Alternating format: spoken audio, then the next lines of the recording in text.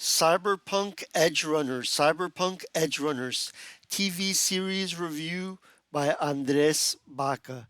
Spoiler warning, spoiler warning, spoiler warning.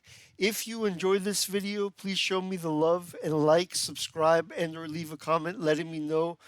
Show me the love and leave me a like, love, and subscribe or leave a comment letting me know what Cyberpunk anime, if any, holds the candle next to the Cyberpunk masterpiece Blade Runner. And please show me the love and share this video with your friends and anywhere else you think there will be an audience for it. This is my review of the 2022 Netflix TV series Cyberpunk Edgerunners, created by Rafal Jaki, based on the Cyberpunk universe created by Mike Pondsmith and directed by Hiroyuki Imaishi. The plot of Cyberpunk Edgerunners revolves around protagonist David Martinez, voiced by Zach Aguilar, who is studying at one of the finest Arasaka Corporation schools.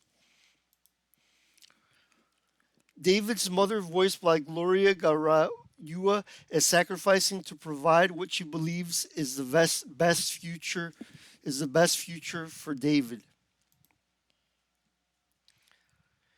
But to make a long story short, David's mother dies and leaves behind a military-grade implant which she got a hold of while working as an EMT. David has the implant installed on himself and finally gets the upper hand against the bully who was bothering him at school.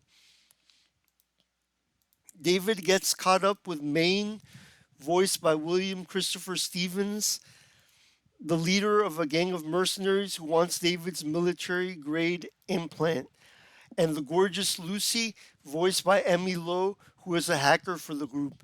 Maine initially wants to tear the implant from David's body and install it on himself, but eventually his heart softens and he decides to give David a chance to join his team. David joins the team, and the group go on a bunch of adventures, sometimes answering to the mysterious man with multiple eyes called Faraday, voiced in the English dub by the great Giancarlo Esposito. The designs for the characters, particularly Lucy and Faraday, are top-notch. Lucy and David start off by stealing SD drives from people on the train and work their way to more dangerous jobs. My favorite scenes in the series is when they're stealing SD cards on the train, along with David Sandevistan or implant working on there. Yes, that's the best the show gets, and that's not an insult. That's an awesome part of this show, yes. And I wish there was more scenes like that. Lucy and David fall in love. The effect of David's implants, which are surgically implanted on him and replace his biological parts, are great. But I think due to the limitations of flesh, maybe the implants would not be able to allow David to do so much, but the suspension of disbelief works well enough here. We also get to see Adam Smasher. Those scenes are a lot of fun. The voice acting in the show is excellent. The show's animation is done by Studio Trigger, who did Kill la Kill and some of the animation in Star Wars Visions. If you don't like their previous animation, you will not like their animation here. I'm not a fan of Studio Trigger's animation. It's a bit rough. I'm a fan of anime, but I'm not a big fan of Studio Trigger's animation, although I did like their work on Star Wars Visions and some of the work on Kill la Kill. Studio Trigger's animation is a bit rough and not as detailed and cool as that of other Japanese animation houses, but overall it works well, and the intro and outro to the series are great. I was watching a review of Edgerunners by The Escapists, and they said they never skipped the intro because it was so well done. I agree. I usually never skip the intros of TV shows because I find that it's a great wind-up before the pitch or a great warm-up for the show. If you start a show without watching the intro, or if you always or often skip the introduction and the introductory song, you're missing a lot, and you don't get that wind-up and warm-up and anticipation for the show that you do if you watch the intro every time. Of all the characters, I like Maine, David, and Lucy, and Faraday, and Adam Smasher the best. Toby. They're the most well drawn. Maine becomes something of a father figure for David after almost nearly killing David during their first meeting. Some of the action sequences are not as great as the action sequences for other animes such as Kuro Mukuro or Rurouni Kenshin, or the best of Gundam, the Gundam series. Because of this, I feel like people who are not fans of anime, for whom Edgerunners is one of the only anime they watch, are being defrauded, greatly defrauded, because the animation is not up there with the finest animation we see in other Japanese anime like Ghost in the Shell or Akira. So consequently, it may not give them they may not give other anime a chance after seeing Edgerunners, which is a shame. But the story is solid, and just before the series gets too long, and it almost gets too long, it's 10 episodes, I think it was enough. Things start to wrap up. David matures and becomes physically bigger. Lucy gets captured, and David starts struggling with potentially becoming a psychotic because of all the implants he gets. One thing I did not like about the story was excess nudity and language. Yes, it's a little bit too much and gratuitous and unnecessary. Faraday is a good villain, and he also has a cool design. So does Lucy. The series' love story is solid and good, but it is not great or as tear-jerking as I thought it was going to be, considering all of the hype. The love story is not amazing and would not work well on its own. That's how weak it is. But it is solid enough. The love story is solid enough considering everything else in its context. And it works well enough considering everything else. The action scenes leave much to be desired for an anime when comparing it to anime with sublime action, the other anime with sublime action sequences. But the story is sound, the characters are sound, and David's relationship with Lucy is strong enough to make us want to see what happens next. Oh yeah, and I forgot to mention, Lucy's razor wire is very cool. Overall, I give Cyberpunk Edgerunners 3.5 out of 4 stars. I hope to see more stories with Lucy and some of the characters in Edgerunners because I really love the Lucy character and the characters were solid. I also wish to see a prequel series showing more of Maine. If you enjoyed this video, please show me the love. Please subscribe to be alerted of future videos reviewing movies and books and presenting my own stories.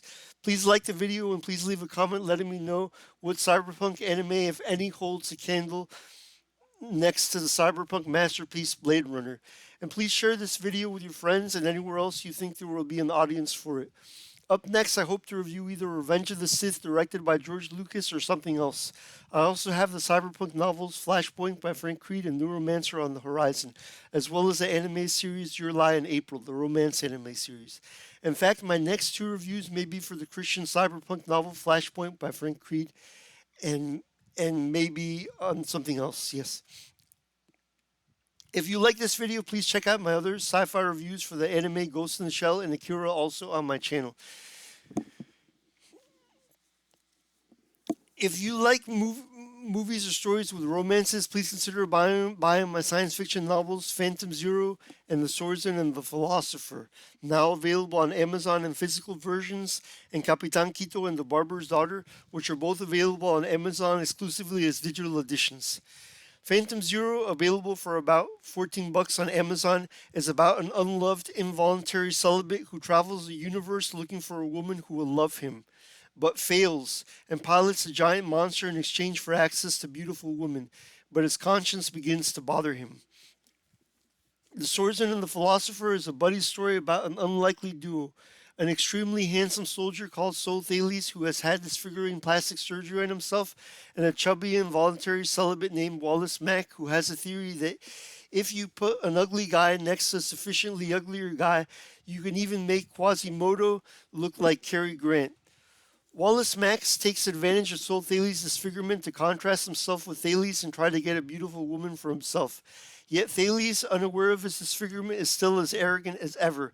But meanwhile, an assassin from the future hunts down Thales, and both Thales and Wallace have to learn to get to work together to fight to save the world and stop an invasion the likes of which mankind has never witnessed, the might of which no military force on earth can stop.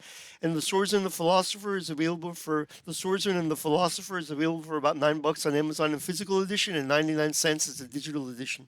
Capitan Quito, available for 99 cents as a exclusively as a digital edition on Amazon, is a superhero short story about the world's first cyborg, who also happens to be a dwarf. The cyborg also has problems with impotence since he has cybernetic parts, and because of this, his wife threatens to leave him. That's available for 99 cents as a digital edition on Amazon, digital edition on Amazon. And The Barber's Daughter, available exclusively as a digital edition on Amazon for 99 cents, is a love story about a barber whose involuntary celibate customer falls in love with his beautiful daughter. But the barber is hesitant to let the involuntary celibate date his daughter because he considers his customer too ugly to date his daughter. But the story may pull at your heartstrings and at the barber's towards the end.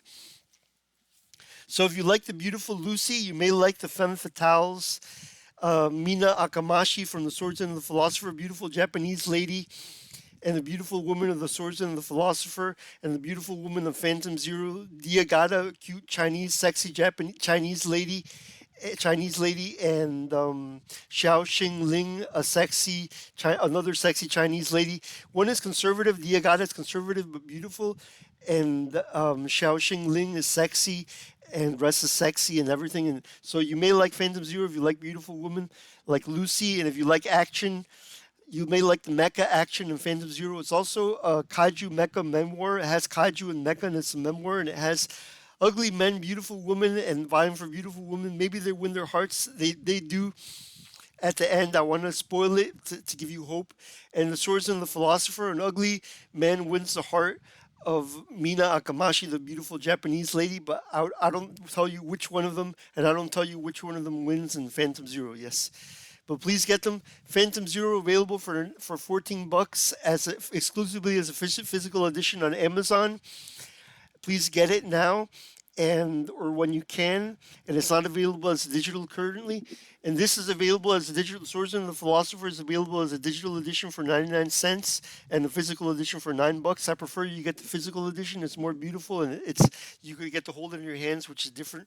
Romans 10:9, and look at this baby, this cute boy. He's a cute boy. He's a handsome boy. I better be careful with him because he's going to steal the ladies from me. Yeah, he's going to steal the ladies from me. So Romans 10:9, and Jesus loves you, and God bless you, and take care.